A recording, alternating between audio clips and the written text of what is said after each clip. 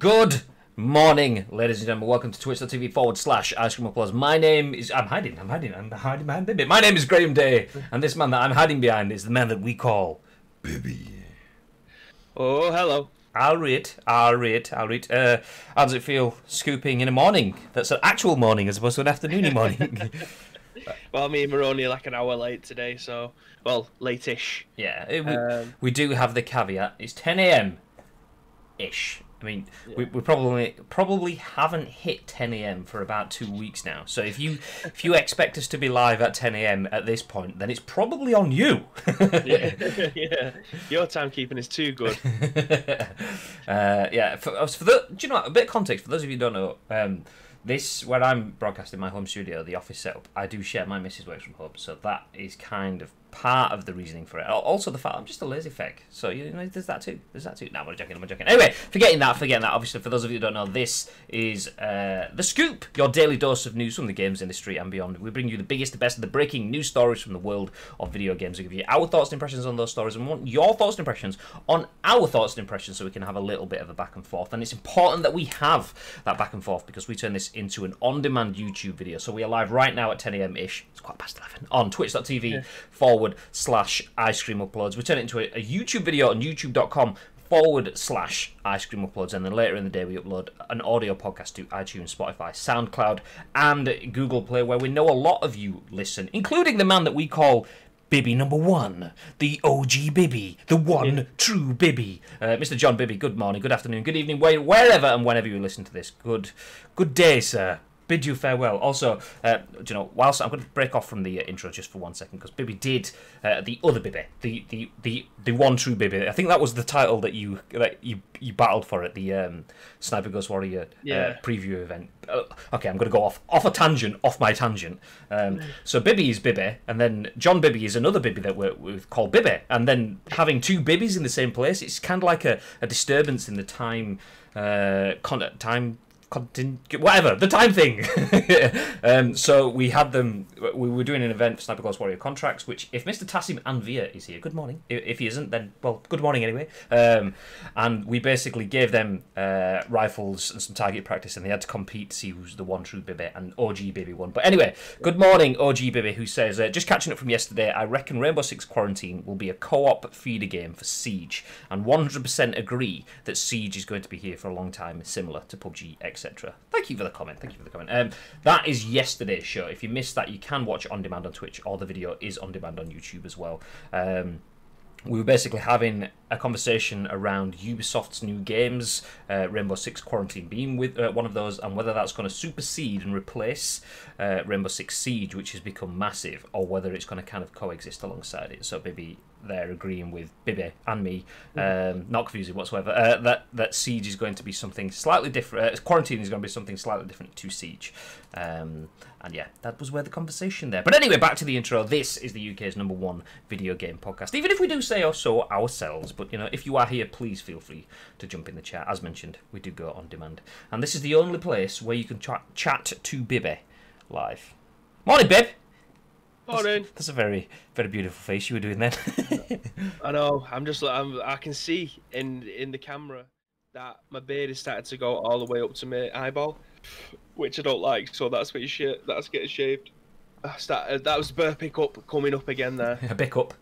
A bick up. Morning, Bojos. Good morning, KK. Have you tried turning it off and on again? I pissed myself for that. I saw it when you went to the toilet. Then I was like, chuckle. So for those of you who don't know what that's on about, then let's give you a little bit of a.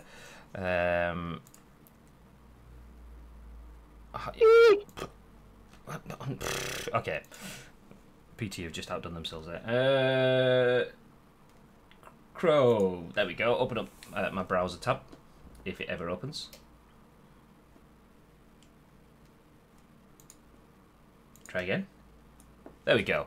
So yeah, basically, I tweeted the pictures that I was showing you the other day of the BT cabinet, the cab that's been like absolutely trash near me. So I tweeted it to BT saying, "Hey, not sure if you deal with this, but this is blah blah blah." I gave him a location in Salford, and then KK, who's just jumped in the chat, says, try turning it off and on again. Change the microfilter and check your phone line. Show the problems with your equipment. Yes, absolutely. That's what you would get as a BT customer. Anyway, the bit I was saying there about BT saying I'm with Sky, so I don't even get that.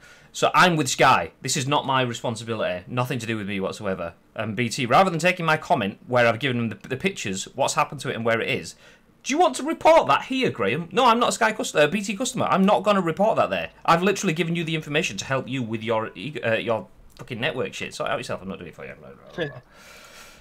But anyway. Were you up late last night, babe? I'm knackered this morning, mate. I'm not gonna lie. I'm fucking knackered. It'd be worth it. So for those of you that missed another thing yesterday, we announced. I'll see if I can find that as well. We announced our Masters of the League, Modded Master League, which will be starting tonight live on twitch.tv/Ice Cream Uploads at 6 p.m. So we have been playing a bit of Pairs Master League for the last few weeks. We've said as we've been playing that's a bit of like a tech deafening myself. A bit of a tech demo for ourselves, so we can get used to the bigger content that is about to come, and that is coming tonight at 6 p.m. Let me play the teaser trailer for that too.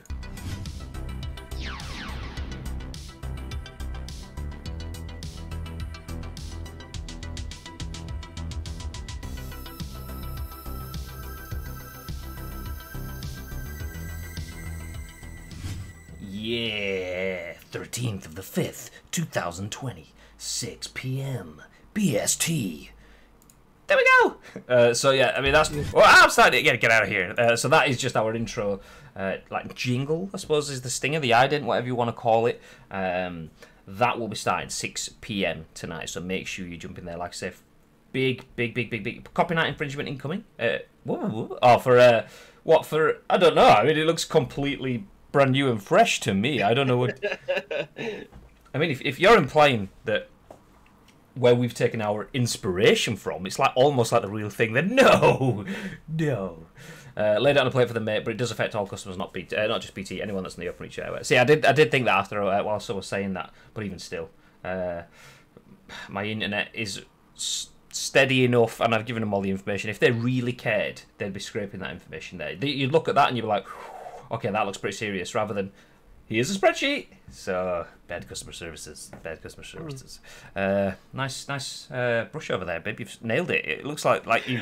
You know what? You know why I've done this? Why? Because Chucky's just put a picture of us.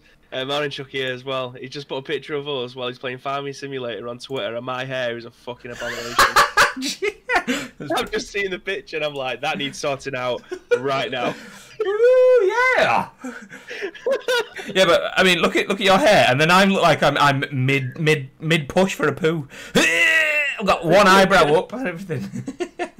Good morning, Chucky. That needed sorting out. I'm looking the right way. I don't know. I can't tell. I was going to point towards the field and go, get that bit over there, but I bet I'm looking the wrong way anyway.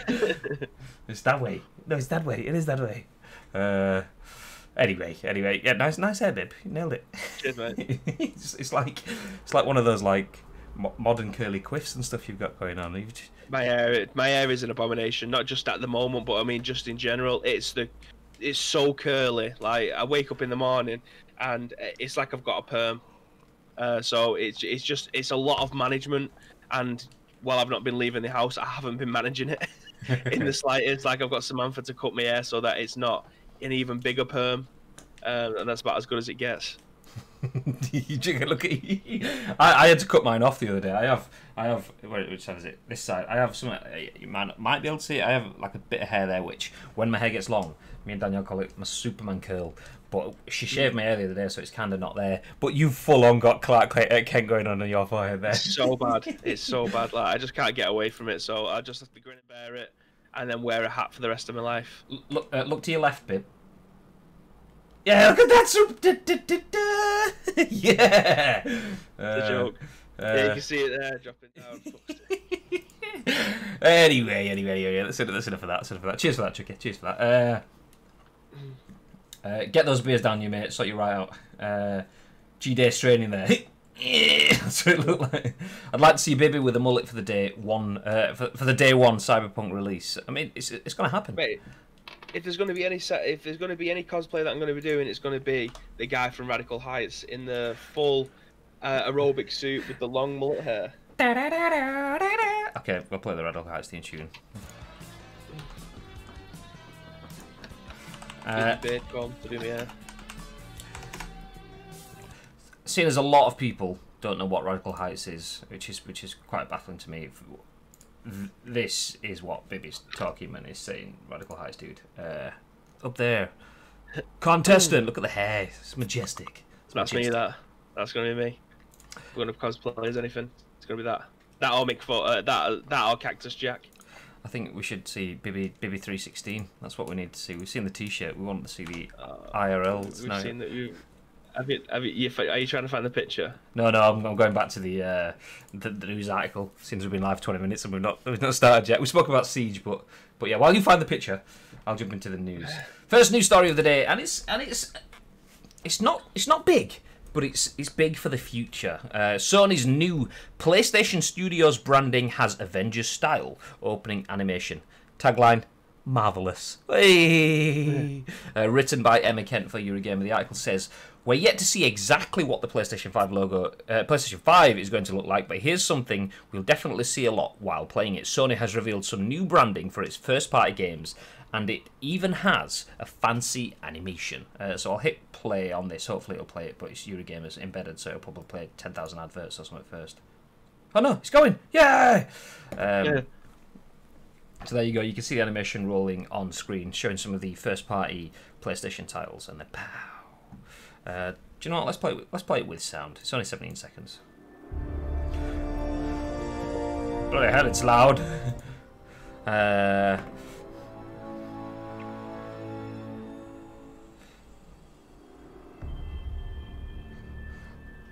not gonna lie. Just for a little stinger, just for a little opening animation, that is pretty tasty. It looks very much like what Microsoft have done, though. It looks like a blatant copy. It's like a hybrid of the Xbox and the Avengers-Style. Well, I see. Yeah, see, I agree. Let me crack on. So, the PlayStation Studios brand, which you can take a look at in the video below, will launch alongside the PS5 later this year to mark first-party games developed and managed by Sony. It's also set to be used for PlayStation 4 games, but as the brand is launching with next-gen console, it won't be ready for the games such as The Last of Us Part 2 and Ghosts of Tsushima, which are both set to release this summer.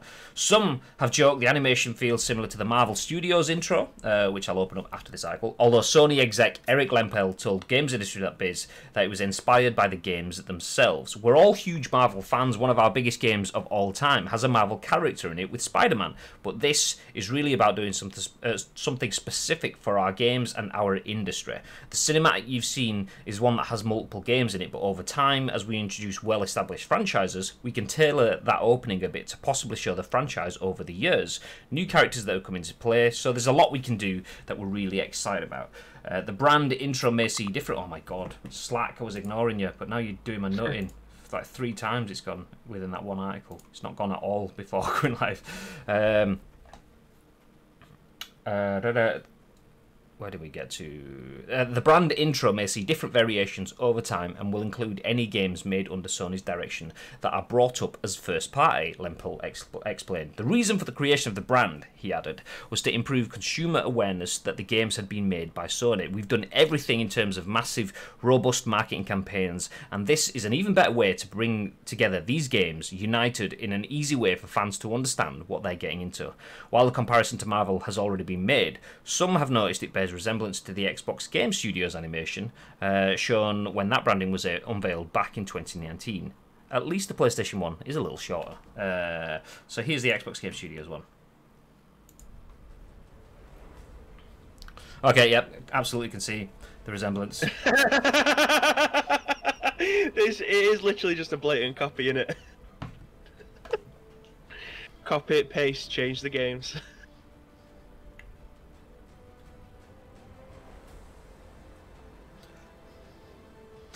Although, do you know what's interesting? Even though Xbox came first, it's almost like Xbox have copied Microsoft style, because it's kind of that sort of like white, black and blue colour scheme, whereas Xbox is green, so it's kind of like they forgot their own brand colour.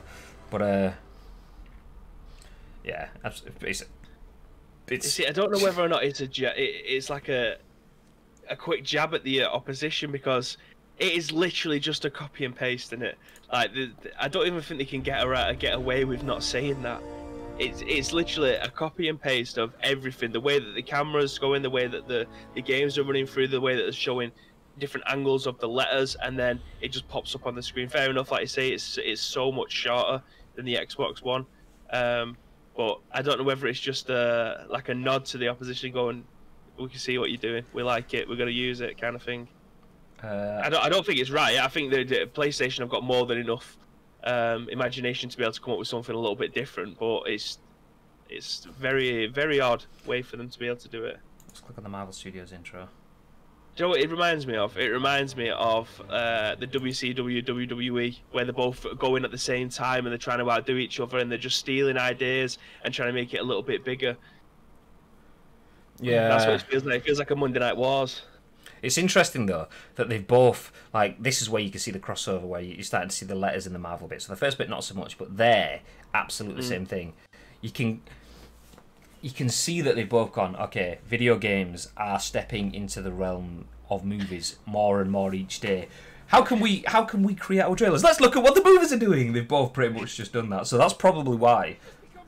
Hey, Mr. Alexander. Yo, Alex. Hey. Thank you for the follow, dude. You know, I've just realised. I've just thought, these guys, they're all using the same guy from Fiverr, aren't they? All three of these companies have just gone to Fiverr and got, actually, that's really nice animation. The guys just used the same template, just changed the letters. Although, honestly, I don't think that's the case. They probably use like 15er rather than Fiverr, because that's some good quality logoing right there. They just changed the badge, but the animation's the same. Yeah, it's interesting. Video games, like, the industry has wanted kind of like, it's wanted to be noticed by Hollywood for years, which is why we always see video games crossing into films, and then films, like video games. If somebody says, I want to use your video game in my video game, like I want to have a crossover, have your character in it, video games will be like, yeah, that's fine. Okay, tell me more about it. And then it'll be like, okay, you've got Solid Snake. I want him to be a comic book nerd that's not really confident and not a hit with the ladies. It'll be like, nope, idea stopped. It's not Solid Snake. Feck that. You're not having it. You're not ruining my IP. Hollywood comes along and goes, we want to absolutely butcher your film.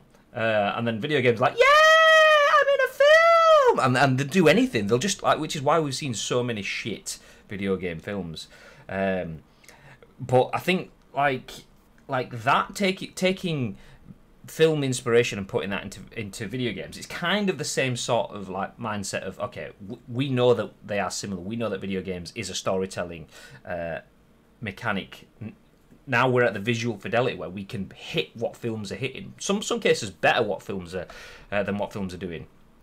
We create more revenue. We have more active users. People don't go to the cinemas as much as they used to do, but more people go to their home consoles than they used to do. So video games is if it was a battle, video games is probably on the winning side in that sort of sense. Not that it is a battle, but video games now have gone, okay, well, you want us to put your stuff in our stuff in your realm? Fuck it, we're just going to take inspiration from your realm and put it in ours because we don't need you anymore. So it's quite nice to see that. Yeah, do you know what? Okay, that's nice that you've done that, films. Yoink! And it's clearly everyone in the Microsoft, they've been sat there round an X-shaped desk talking about how we can do the new intro to the studio stuff. And someone's just gone, why don't we just do you know, have you seen the Marvel Studios intro? Why don't we just copy that? And then PlayStation, not aware what Microsoft did like last year. Obviously there will be. I'm just being stupid here, but not aware what Microsoft did last year. Sat around a triangle, circle, X squared shaped desk, or was it in a cross shaped rather than X? Get the fuck out of here. So they're all sat around there, and there's someone else there going, do you know what? We've used Spider-Man. How about we have a Marvel inspiration in our Marvel inspiration in our thing? So they're all like, yeah, jumping up, high-fiving when the PlayStation 1 comes out, and someone reads that Eurogamer article to them. They were like, oh fuck, oh fuck. The thing is, you look at the Marvel one, and it's different from either of them, but similar. Whereas you look at those two side by side, and it almost looks like those two were made, and then Marvel's gone, okay, well, I'm going to make mine different from yours, not the other way around. Can I copy your own work? Yeah, but not make it exactly the same. So rather than jumped, he leapt. Rather than slept, he snoozed. That's it. It's everything else is the same.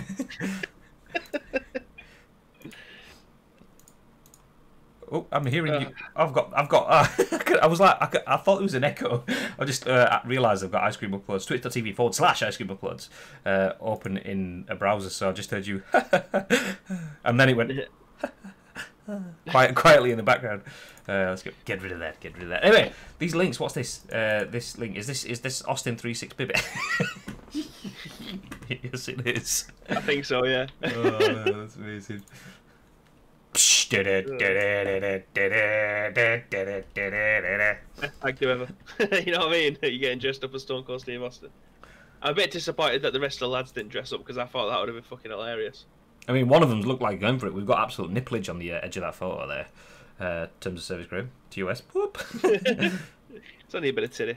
It's fine. And then what's... Ice Cream uploads wrestling. What the fuck? Sony's going to look more like Marvel if they tailor it to the next Spider-Man game. Yeah, absolutely. Imagine that, like, that black and blue scene suddenly becomes, like, red and blue, and it will just look like, yeah, one of those things. As long as they don't go full comic book, it'll be okay. Do you know what? I don't mind it, to be fair. I quite like that. That's only going to be on... like their studios bit, like the Xbox Studios bit. What I want to see now, though, is I want to see the turn on sound, the sort of noise. I want to know what that is for the PS5, because I was tinkering with my themes the other day on my PlayStation. I got the Last of Us theme. There's a dynamic Last of Us theme, which if you're on during the day, it's Ellie sat against the tree playing a guitar, but then if you're on in night hours, the theme changes to Ellie sat on the same tree, like holding, I think she's holding a machete or something like that, and there's people looking for holding fire lantern kind of things, trying to find her as if they're searching for her in the woods. So it's that sort of like happy time, dark time kind of thing. The only thing with it is The Last of Us has some very emotive music, and when you're just like dropping out of a game, say you're playing something like PUBG or Warzone, and you've got the volume turned up a little bit because you want to hear footsteps of people running around, and audio is important, and then you press your PlayStation button and go to the menu, and the PlayStation menu just suddenly goes, ah! It's like, oh fuck. But it's like it's some like almost panpipey music, and it kind of holds on like a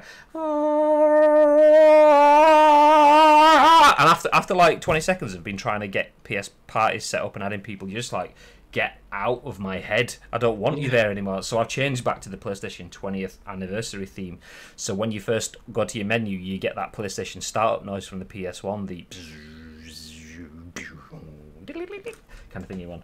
So yeah, that's now fast forwarding me to the point where I'm like, okay, what's PS5 going to be? Are we going to have something like super spacey and swishy and whooshy, or are we gonna get something with a nod to the past, or are we just gonna copy what Marvel have done on some of their films? I don't know. The WWE opening is the same too. Then, now, forever, one. Okay, let's check this.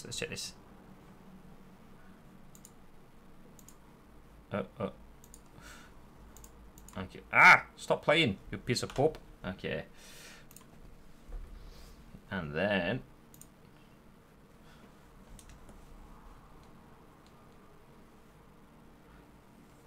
Shawn Michaels coming down, abseiling from the roof.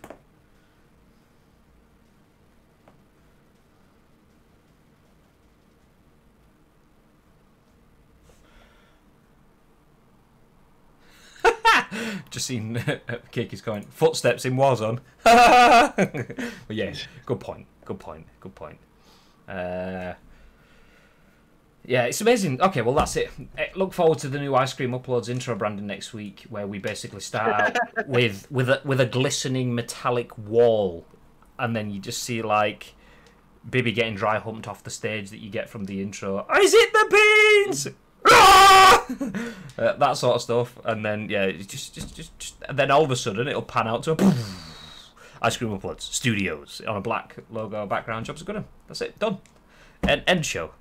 Anyway, so yes, PlayStation Studios logo has been confirmed. It won't be coming for this generation, or it could be towards the end of the generation. It won't be coming for the initial titles coming out in this generation, though. So that includes Last of Us and Ghost of Tsushima. They won't have the Last of Us, the PlayStation Studios branding on that, because basically they've already been made. That's essentially what we're saying. But I was reading last night that all first-party games going forward, so be they games that are made by PlayStation-owned studios like Naughty Dog, or what's it called that made... Oh, is it Insomniac? Is that what made Spider-Man? Is it Insomniac Games? Insomniac, there we go. So Naughty Dog, Insomniac, and call it that. But studios that aren't PlayStation owned will also have that, as long as it's an exclusive title that has been managed for first party but isn't first party. That will also apply on that. So say if it's probably not going to be this way, but let's say if Activision made a game that was on PlayStation, it's more likely to be more indie and smaller studios rather than worldwide behemoths like Activision. But if they made a game that was exclusive, like Square made Final Fantasy, obviously that will be coming to the Xbox eventually, but if that was just to come out on the PlayStation, then that would carry the PlayStation Studios logo going forward. So yeah, there we go. One game that I'd like to see carrying the PlayStation Studios logo, but I'm not that precious, is something that Bib was tweeting about yesterday. Yeah, I said Bibby was tweeting. Bibby was the first person I saw tweet about it, because I got one of those, Bibby is tweeting about this, notifications on my phone, and then I realised that the entire internet was tweeting about it, and for right reasons as well. For those of you who don't know what we're talking about, Tony Hawk's Pro Skater 1 and 2 are being remastered for the PS4, Xbox One, and PC. I mean, all I'm saying is Activision have clearly been listening to the scoop, because, I mean, Bibby has pretty much been asking for this for about 6 months. Yes! It's happening. It's happening.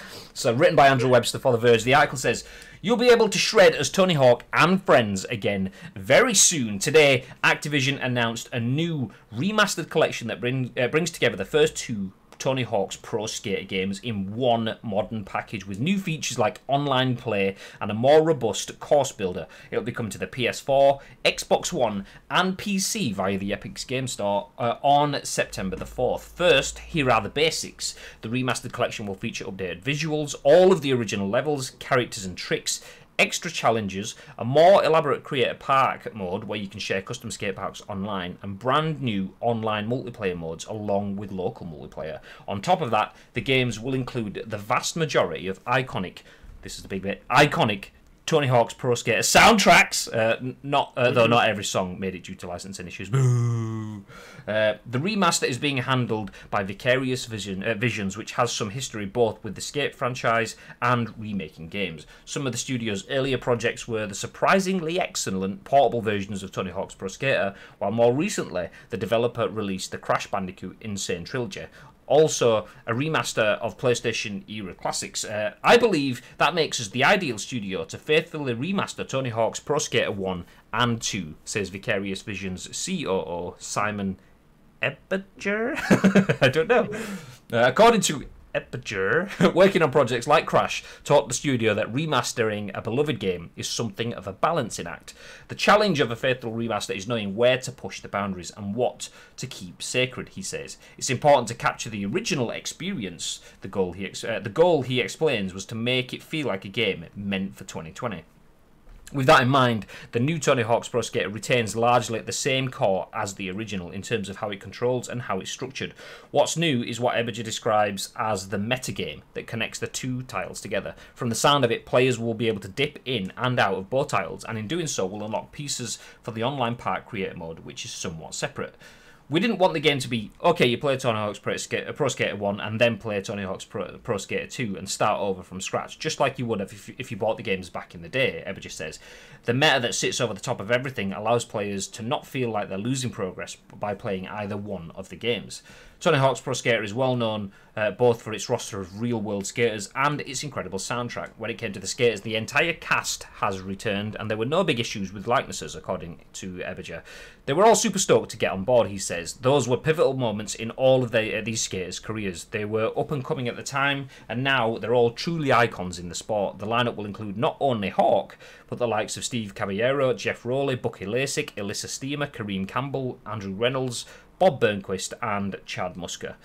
Music was a different situation. It's not clear how many of the original songs will be featured in the game, nor which artists will be back, but there are at least a few that won't make it due to licensing issues. The game is 20 plus years old, Eberger notes. We've got the vast majority, and I'm really excited about that. The Pro Skater series remains beloved, but over the years, Tony Hawk branded games have become less exciting, whether that's failed but ambitious projects like the peripheral-based Ride, or, more recently, forays into mobile gaming. The franchise has lost much of its luster, which is part of what makes this remaster so exciting. It's a chance to go back to the beginning when Tony Hawk was at its best. It's timeless, Eberger says, of the original Tony Hawk's Pro Skater. Bam! Baby, I know you're not really interested, but stick with us with this one. Thoughts? Have you seen the deluxe edition of this? I haven't. The collector's edition. I'm just going to drop the link into the chat as well, so everybody else can see it. If there is ever a game that I want to be able to get a good collector's edition that actually means that you're getting something for the money that you're paying, it's not just a very small statue. Like I really wanted the Resident Evil one, but there was no way that I was paying £300 for a box with a Jill statue in. I think it was a CD or a download code for the soundtrack and a poster for the wall and the game. That's £300 is a lot. For this, for £100, you're getting the Tony Hawk's Pro Skater game, which is worth £50. The pre-order bonus of a few extra things like the Ripper Skater, the retro outfits for Tony Hawk, Randy Mullen, Steve Caballero, and the retro content for the Creator Skateboard. You're getting a Tony Hawk's full-size birdhouse skateboard. That's pretty sick. For £100 for the board. A skateboard itself, for a decent one, a deck, is probably like 70, 80 quid. And then you've got to buy the trucks, the bearings, the wheels, and everything else that go along with it. But for 100 sheets, you're getting the game, the pre-order bonus, and the skateboard. That's badass. Like, that's the best collector's edition I think I've ever seen in my life. Okay. I thought that was like a username, like a dodgy name in the top. Stephen Petite uploaded, but Stephen Petite wrote the article as well. So there we go. That you've linked to anyway on Gamespot.com. But that does look pretty cool. That looks badass. I mean, I wouldn't even want to put any trucks or anything on it. I just want to stick that on the wall behind me. Well, that's what I'm doing. That's what I'm doing. That's what it's for. That's what I'm getting it for anyway. I'm not going to be... Imagine someone with my weight trying to fucking skateboard. Snap it in half. Skateboard not to scale, says Craig in the chat. It's one of those fingerboards that used to get like 15, 20 years ago. Yeah, that's a good... to be fair, it says full-size birdhouse, so I'm guessing it's a full-size board, but I never even thought of it being... Actually, do you know what? You're reading it wrong. Tony Hawk's Pro Skater 1 and 2 full game. Digital Deluxe Edition content, fine.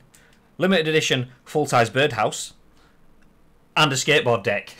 So, where the hell's my birdhouse? But yeah, that's if there's ever a collector's edition that I want to try and get, it's going to be this one because I'd love to have that on the wall. It's such a cool deck as well.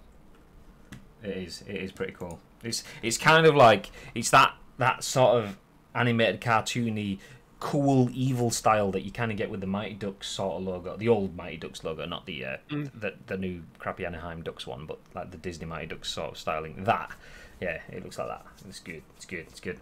But not only that, I mean, it's the talk of the soundtrack. Let's jump back to that. Jump back to the previous article. Or not? Okay, that's why that's the link. I was like going back. I couldn't find it, but that's because it was a link that I opened in the chat from you. There we go, different tab. Yeah, going back to the soundtrack. I know things like Superman's gonna be in it. I've seen that already. There was an image on social media that had, or was it in the? It might have been in the trailer. Let me hit play on the trailer here. It was. So this is the trailer, and it does look cool. I'm not gonna put it full screen because we'll get. It's about 48 seconds into it. I'll just leave the trailer playing at this point. So for anyone that hasn't seen this, I'll scroll up a little bit. This is obviously the trailer for THPS 1 and 2, and it shows you bits like this. That's the original. This is what it looks like now, so you can see the original game and the new game. The same. It's the exact same sort of setup, the exact same sort of distances, but with new textures, new surfaces, and everything. So yeah, that's exactly what it should be. None of this adding new stuff and whatever. The bit that disappoints me the most is the fact that they've added. There we go. I'll pause on that. Go back. The bit that disappoints me the most is it's not a bad thing inherently. It's actually quite a good thing. It's the fact that they say that they've added new missions and things like that. And that's where it kind of loses me a bit, because Tony Hawk's Pro Skater 1 was phenomenal. Tony Hawk's Pro Skater 2 was better than Tony Hawk's Pro Skater 1, but just pushed the boundaries of what could and couldn't be done. They were focusing on that replayability, trying to give you more and more things to do in game, which is fine. But I think they just kind of pushed it too far, because you could play Tony Hawk's, you could play it for ages, and you could complete it. Whereas Tony Hawk's Pro Skater 2, it got to the point where you felt like, I mean, no pun intended, you felt like a grind, because you were just like, oh, okay, now I'm at the point where I've just got to keep replaying, getting the tapes or the cassettes or whatever the hell's into. I can't remember two now, but it all merges into one. But yeah, that I'm not so sold on. But I mean, I'll see what it looks like when it comes along. But this unforgettable soundtrack, Power Man 5000. Oh yeah. I don't think it's going to be too far-fetched when they say that they're adding new stuff. It wouldn't surprise me if they just put a few of the things that was in like Tony Hawk's Pro Skater 3 into one. Like I said, there was a few more game modes in there. There's a few more things to do. But as long as it's got the 3-minute missions, it was 3 minutes or 2 minutes. I think Matt Hoffman was 3 minutes, and this was 2 minutes. But they had 2-minute missions, and you had to collect the tapes, do the high score. As long as I put stuff like that in there, then I'm game. Do you know what I mean? I did love Tony Hawk's Underground too, purely because I absolutely love Bam Margera's. Like, I watched all of his shit. A massive super fan, so I love that game a lot. But I didn't like the getting off your skateboard and climbing stuff to then jump off it and things. I just want to be 2 minutes, collect what I can, try and reach some high scores, because having a timer means that you have to probably focused on getting one thing at a time, and that gives you the replayability of going back in. Shit, right, okay, I know where skate is now. I've got 2 minutes to try and collect it. Oh shit, I forgot where the E is. So then you have to go. You know what I mean. Yeah. So having that 2 minute timer, I'm second guessing now. I can't remember if it's 2 or 3. Whatever the timer is anyway. Having the replayability of going back and trying to get them high scores or whatever, I love that. And if you can do that online as well, where someone can create a game mode where me and you can set you have to get 75,000 score this game, and then me and you'll just hammer it out for like an hour trying to beat that score. That's replayability to me. Yeah, see that's fine enough on its own. Like when it's when there's things that you feel like I'm just replaying for the sake of replaying. You want skate to be kind of easy, the tapes to be a bit harder or so on, but then trying to get 75k when you're doing a kickflip but twist into a 900 into a grind over a gap on Roswell, and that gives you like 58,000 points, and you've got 30 seconds left, and it's like you've got the panic, and that's the difficult bit. I don't feel the need to have like, okay, I need another difficult one on this map kind of thing. You give me the stages, but when it was almost like they lost the balance there. It's like, shit, we need to give them more to do, and it's like quality, not quantity. Don't just overdo it with shitloads of missions. Give me good missions, and then that's more than enough. Because then if I enjoy it, I'll go back and do it again, rather than being forced to do it just because it's another mission that you've put in. I could definitely. I'm 110%. I'm picking this game up regardless. But I mean, I just want it to be a Tony Hawk's game first and foremost, because the Tony Hawk's 5 that we got, I've mentioned it quite a lot of times on here. It wasn't good.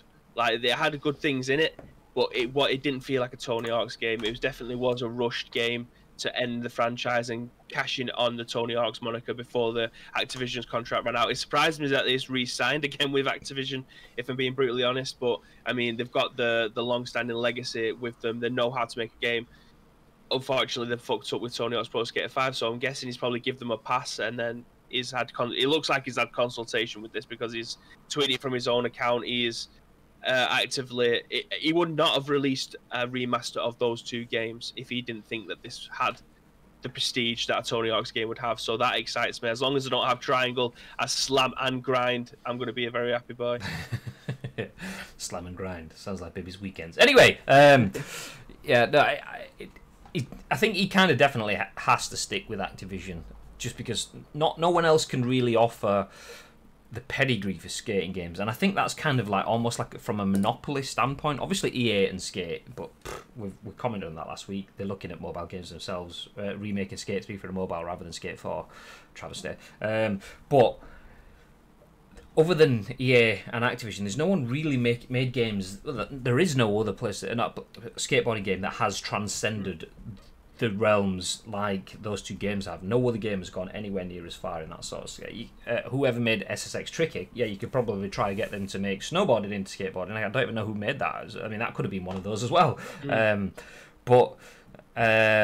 So he kind of has to go with them. And not only that, I mean, they have the money to just go, okay, well, we'll do it. And he'll probably go, whatever, yeah, I'm not getting any younger, so yeah, that's fine. There's a big wedge of money he'll do, that's fine.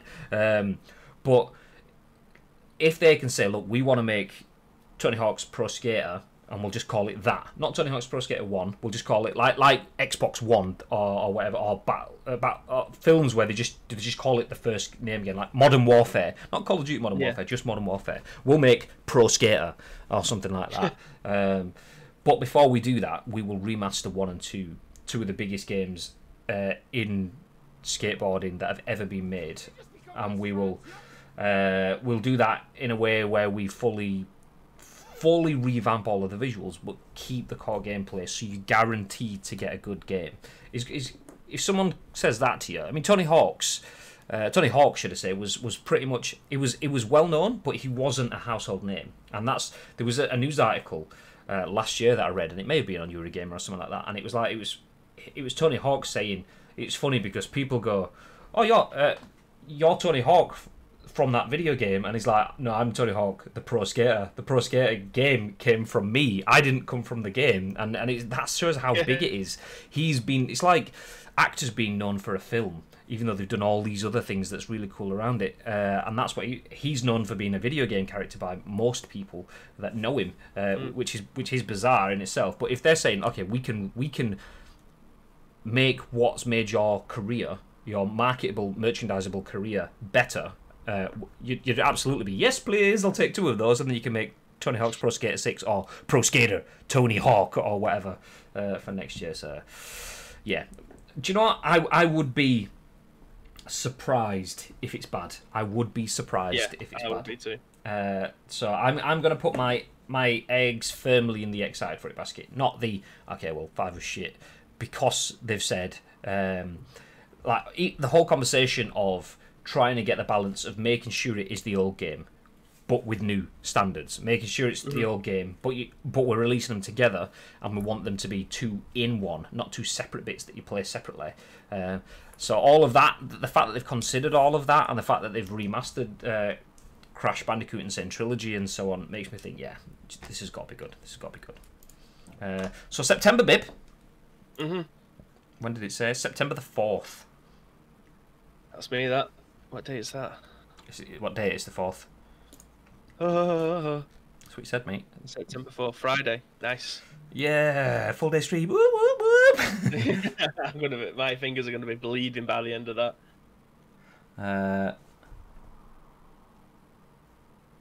Okay, just my phone's going bizarre next to me. Okay, moving forward.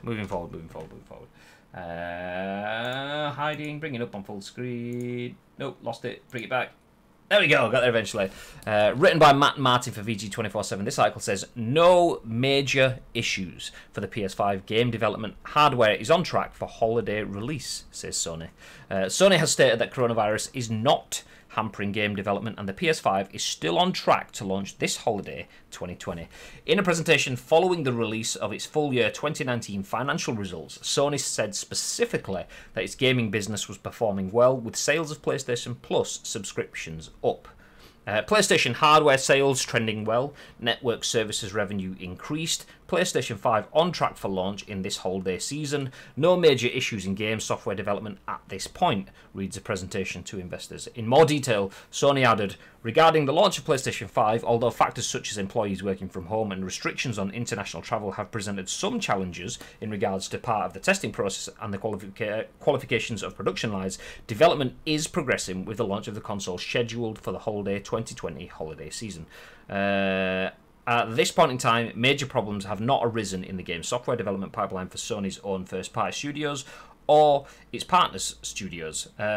However, he did note that first-party game sales were down, as are PlayStation 4 hardware sales, as the console comes to the end of its life cycle. The positive news for Sony's game division is in sharp contrast to its music and picture businesses, which are suffering delays to manufacturing, the impact of cinema shutdowns, stalled movie and TV projects, and a large drop in advertising revenues. Sony's game division has two major releases to look forward to this summer. The highly anticipated Last of Us Part 2 is due June the 19th, followed by new Sucker Punch IP Ghost of Tsushima on July 17th. So yeah, video games taking over the world. Yeah, I mean, for Sony, this is going to be a really shit statement to make. At the end of any console cycle, they expect the last 18 months for their console to not sell that much.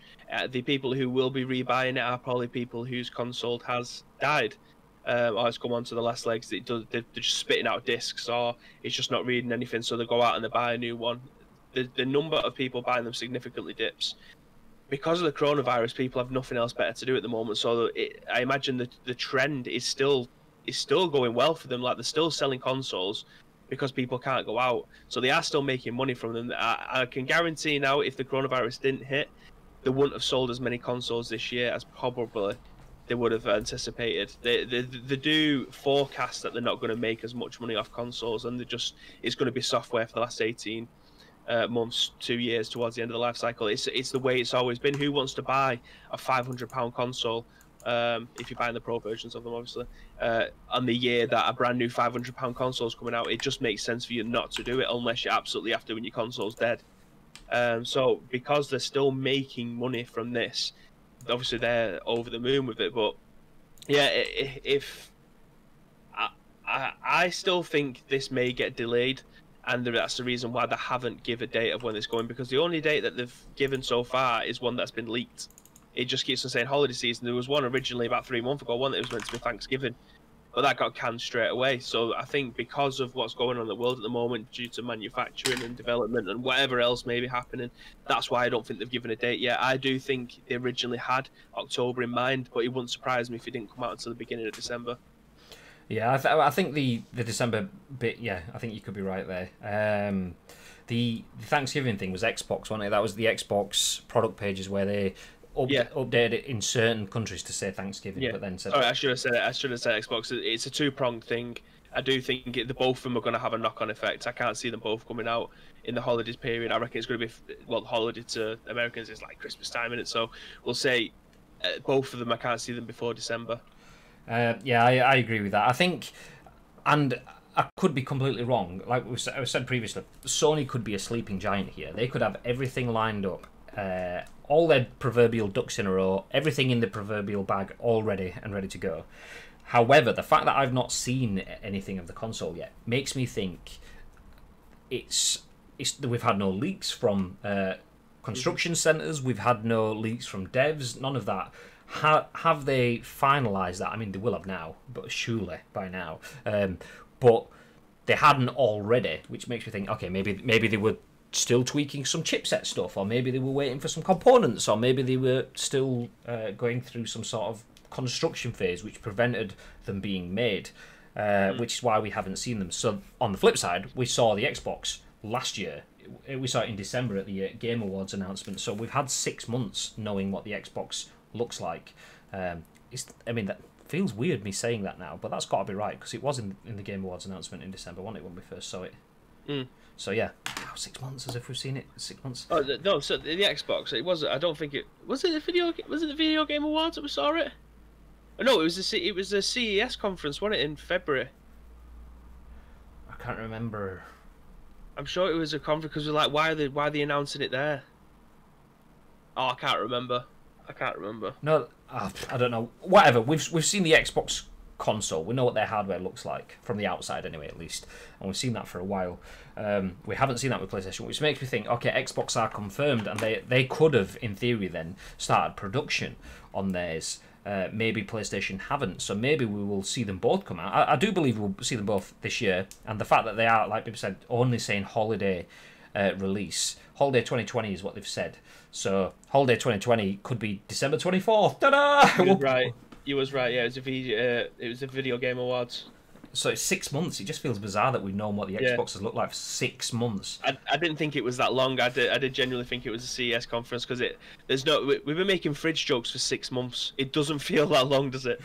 But yeah, here we are. I mean, to be fair, it could be 6 years. Time passes when you're in lockdown. I mean, it's Tuesday the 11th of 27 or something like that. I don't know. Numbers and dates and things just don't make sense anymore. But 6 months we know what the Xbox look like, so they could have been in production. PlayStation, we haven't. I mean, I'm not saying that doesn't mean they couldn't have been in production. They absolutely could have. We don't know. We're guessing here.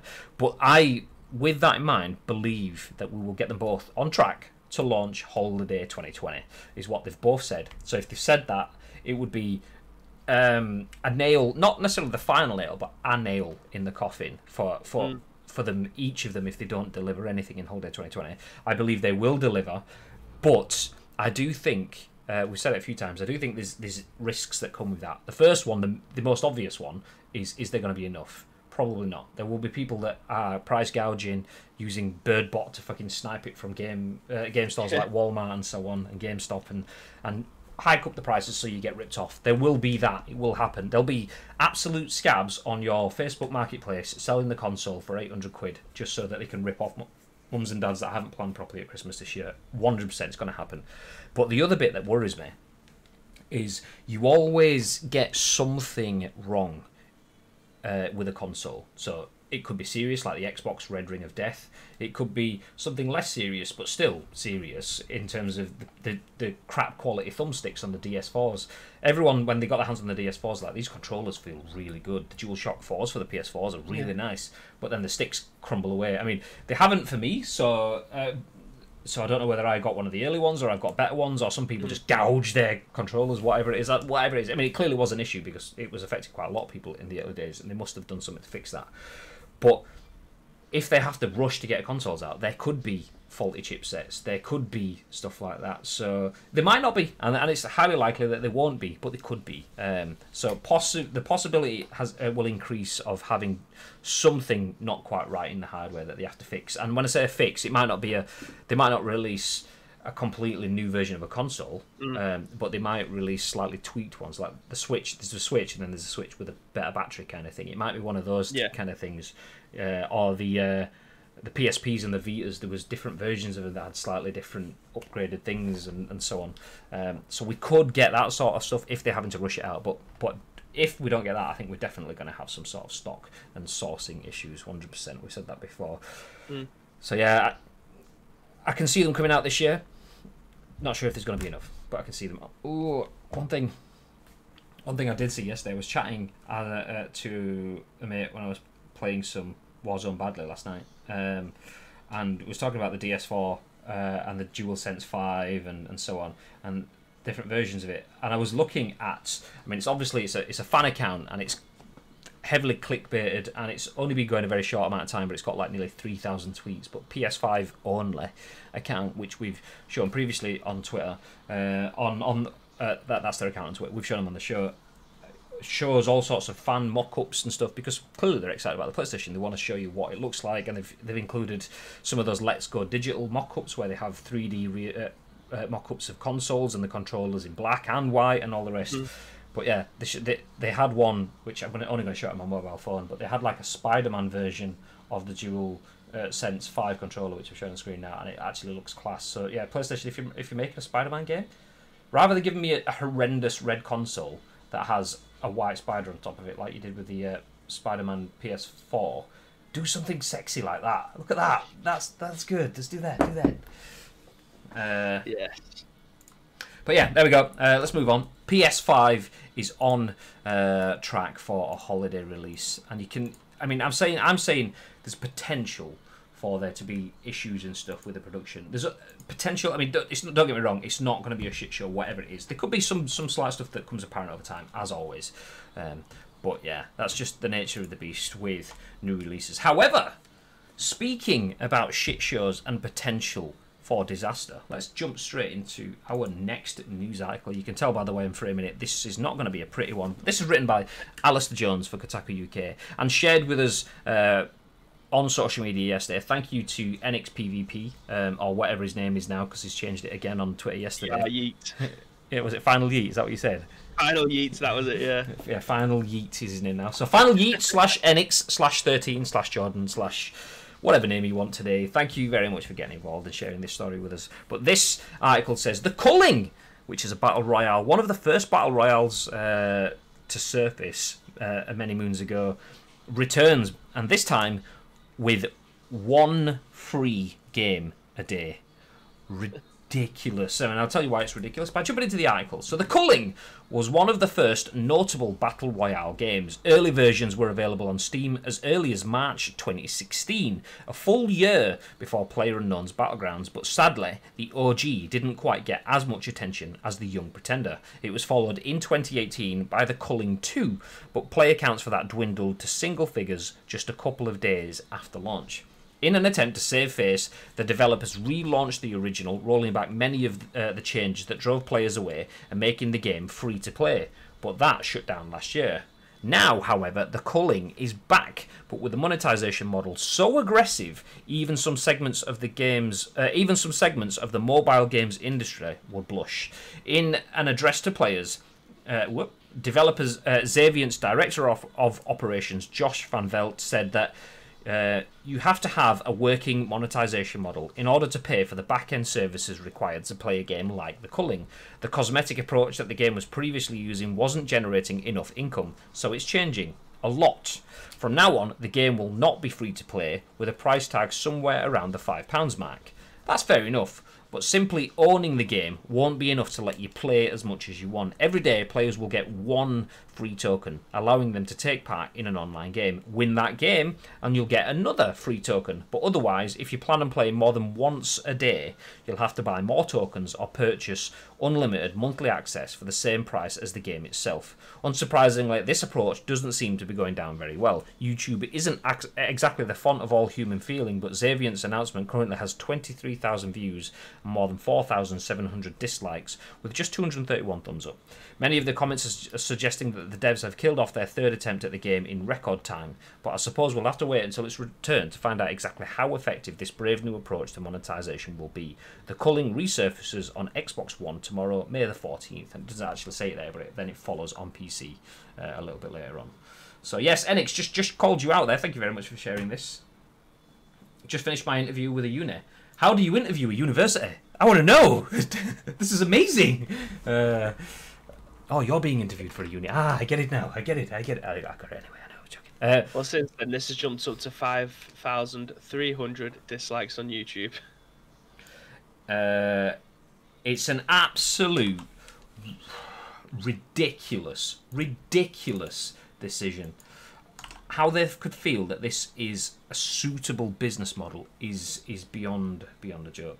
Do you know what? Actually, this is a comment for someone that's just had an interview to be a lecturer position. But the irony of that to what the next comment is, despite there being an incredible amount of irony, is perfectly on the money. These developers are bellends, says Jordan in the chat. That's pretty much kind of... Yeah.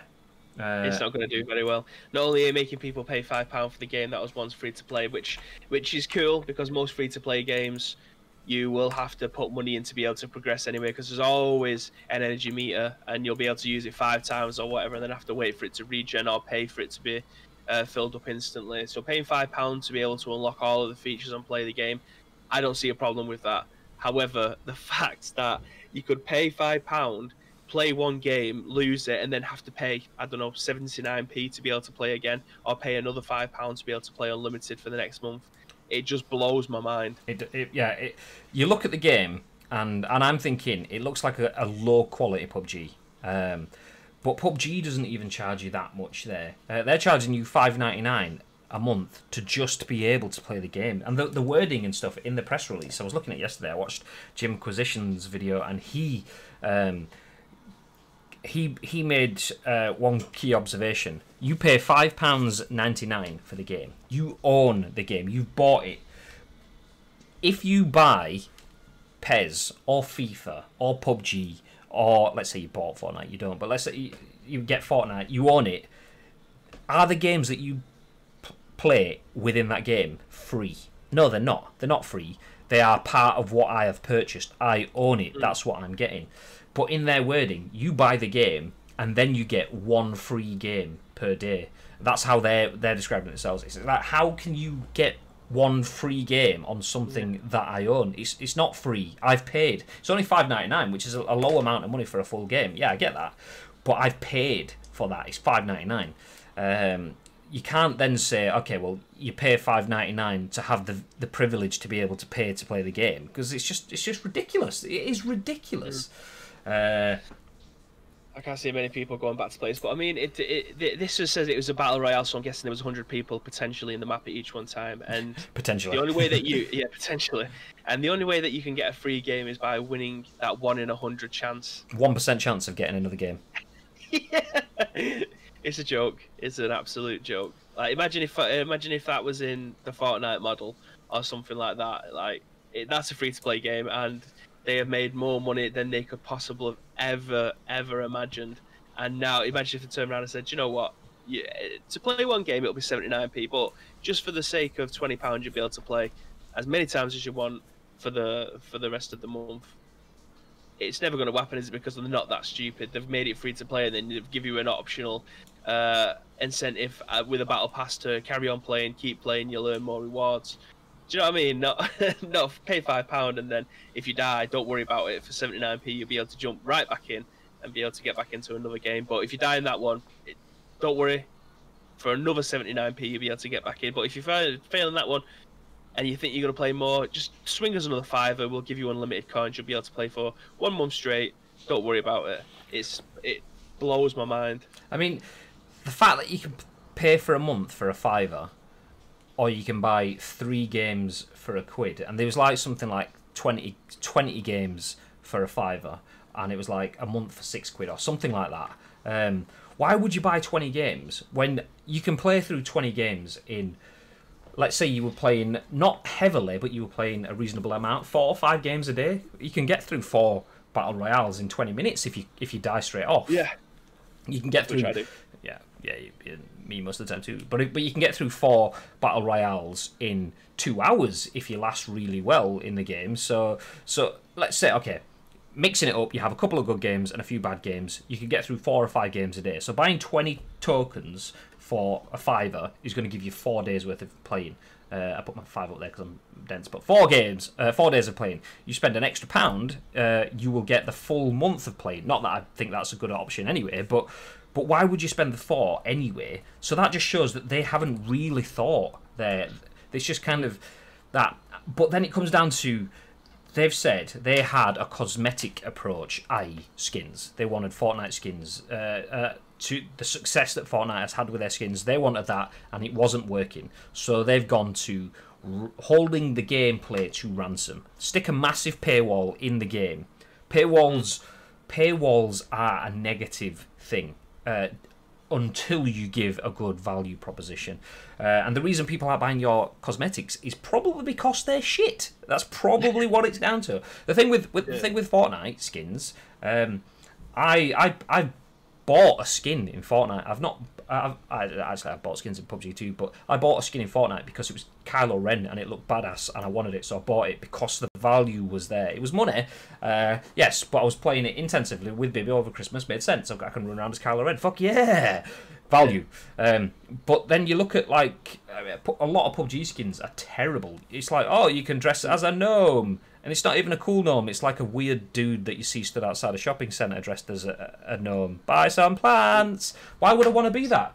It's not inspiration. See, when I booted that up and I really wanted to play as the Joker, there was no way I was paying £25 for that. Yeah, exactly. And that's the thing. A lot of people did because they saw value in that. I didn't even think it looked enough like the Joker for myself. PUBG skins aren't great, but these mustn't have been anywhere near it if they weren't selling any of it. So rather than going, okay, people aren't buying our skins, how can we incentivize that? How can we create the need for that? How can we make it something that people aspire to want to buy? Just make stuff that looks cool, that people would want to run around and play as. Don't give them daft stuff, and then you might start selling some things, and then maybe take that money, invest in online infrastructures and game modes that are cool and so on like that. Don't just say, okay, well, no one's really playing the game, so we're not getting the money we want, so we're gonna make everyone that has stuck with this game, all 11 people or whatever the fuck it is, we're going to make all of those not be able to play it unless they pay for it. I mean, where was it in the comments? There's quite a lot of comments here, so I'll jump through. I say a lot. They're all from Jordan, pretty much. These developers are Bellins. They made the Culling 2. The game died in 2 weeks. They also made Lichten Battle Mage. Well, that sounds horrendous. It's just called itself. Way! GG, David. The shittest game this gen. They ruined the Culling, which was originally so fun and good, which is why the outrage. People were happy they were bringing it back. How long till they say we were misunderstood? What we actually meant was, they can't do that because they've done this in press releases, in videos, and everything. So they've kind of like tripled down on it, which is funny. If they made a season pass, it would be better. The fact this monetization model is worse than mobile practices says it all. They're also making a next gen title. It's just why pay to be called a prick when most of the BR games will do it for free? Yeah, exactly. Yeah, it's baffling. It's baffling that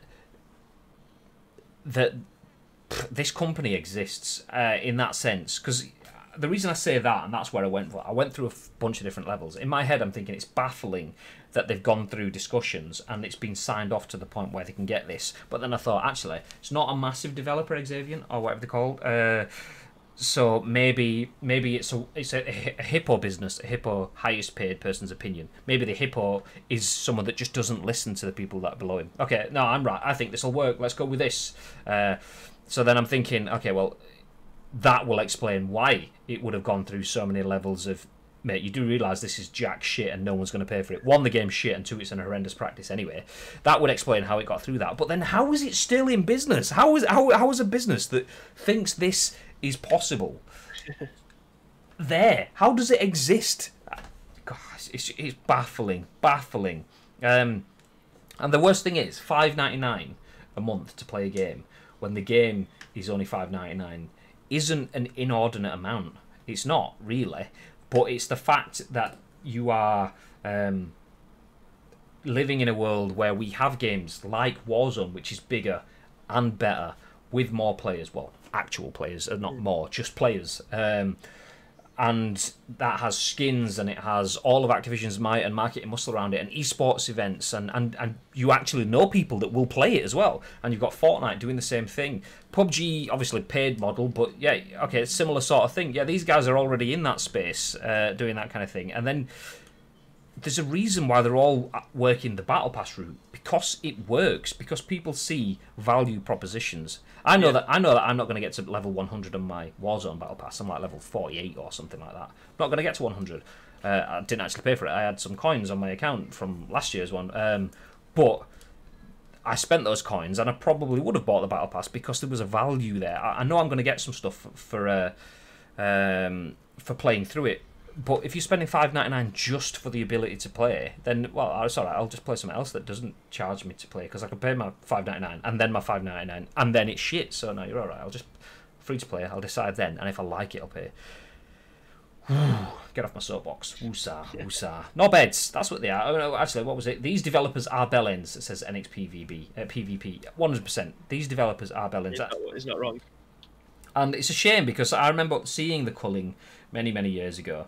They like to say that they're one of the first battle royales, and they like to throw out the coming before PUBG, only because PUBG's like predecessor, PUBG's owner was working on the predecessors and stuff. So technically it came out before PUBG, but not before PlayerUnknown himself had released games. So it's even their claim to fame is kind of like you can unpick it. So I'm sorry, Xavier. I was interested in the culling many years ago, but you've lost me. You've lost me.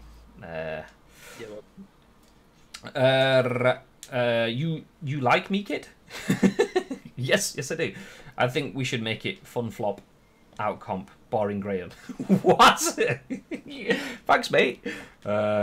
Literally look at how bad Lichton was. They are just not good developers at all. Game run at did it actually run at 3 FPS, or is that one of those like things where you kind of like say, yeah, it's gonna, I got £1 million last whatever.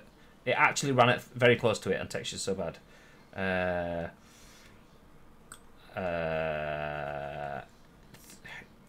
Do you know what, I'm gonna, what is it?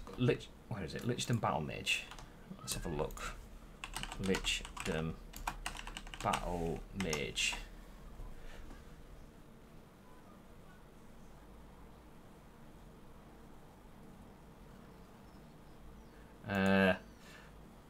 Oh, it just doesn't look like my kind of game anyway. That's probably why I've never heard of this. Okay, I'm going to just bring my Google search result up. Lichdom Battle Mage. It looks like a wishy-washy, crappy SO from first-person perspective. It's not for us. It's not for us. But yeah, there we go.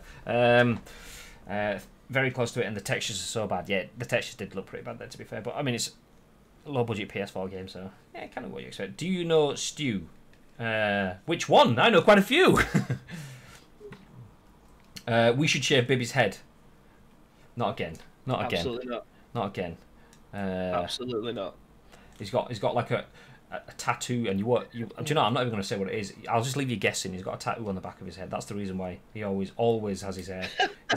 So it's just, yeah, you just have to think about it amongst yourselves. 6 PM tonight though. Absolutely ads. That's it. Shave Bibby's head for the boys. No. No. No one's shaving this hair. But yes, 6 PM tonight. Let's wrap things up. We are going off track because, you know, that's what happens when you get a game like the Culling just absolutely shitting all over actual standards for video games. If mobile video games would not use their business models, then you know it's a shit way to go. A tattoo of Scott Brown. That's the one. But we are done for the day, ladies and gentlemen. We are going to wrap things up. This has been the Scoop, which we do around 10 AM-ish each and every single weekday, but we're done for the day now. We will be back, though, tonight. Our modded Master League playthrough, our pilot episode of the series, Masters of the League, will start at 6 PM tonight, twitch.tv/Ice Cream Uploads. We will be on the front page of Twitch as well with that, so make sure you drop in. Feel free to hit follow if you haven't already. You'll get alerted when we do go live a little bit later on. But yeah, that's kind of been it. For those of you that missed, like a recap of the stories. Sony's PlayStation Studios has new Avengers-style branding. Tony Hawk's Pro Skater 1 and 2 are being remastered in one package, and Bibby's excited for it on the PS4, Xbox One, and PC coming September this year. There are no major issues in regards to development for Sony's consoles or games around the PS5 launch, and we should still be getting that in the holiday season 2020. And finally, the Culling returns and very, very quickly disappears again with its one free game a day mechanic. And that is that. FIFA is the game. I'd destroy you on FIFA. I think you two should have a game of FIFA now and then come back at 6 o'clock later on and let us know how you got on. There you go. That's it. That's the one. You need to be very careful who you're giving shit to about being better than someone at FIFA, because the last time someone said that to me, they got the fucking arse handed to them. So yeah, you two play with each other for a bit, and then I'll play the winner. How's about that? It's like The Simpsons with the tattoo saying "insert brain here." No comment. Anyway, we're gonna go. We're gonna disappear. But before we do, Bib, is there anything you want to add?